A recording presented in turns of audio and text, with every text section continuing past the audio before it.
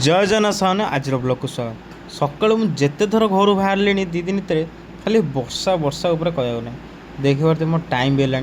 तो मुझे आसिक खाइली आज दीपर सुंदर बिरियानी खाई सारापर तो फाइनाली खरा टी है तो बाहरी गली कॉलेज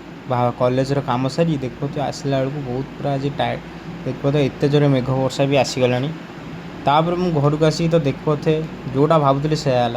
आसु आसु पूरा घरे ओदा कौन करी पूरा ओदार जुड़ू बुड़ू यू आज मु संध्या बेले रेडी है आमे बाहरी गलु समस्ते गोटे स्पेशल दिन तो आज मोर हूँ गोटे स्पेशल दिन था तो ये मो मम्मी देखते तो देखिपे आज मु पलि आसती खेमजी होंडा शोरूम तो बहुत दिन तले मुझे गोटे स्टोरी पकईली इंस्टारे तो कमिंग सुन तो आज से दिन तो ये मोर चलला डॉक्यूमेंटेशन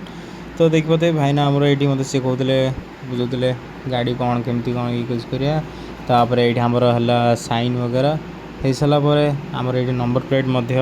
आसी जाइए तो ये मो मम्मी बस तो ये बहुत सारा फर्दर काम रही आम सब बाहरी गलु पेमेंट करने तो किसी पेमेंट ड्यू थी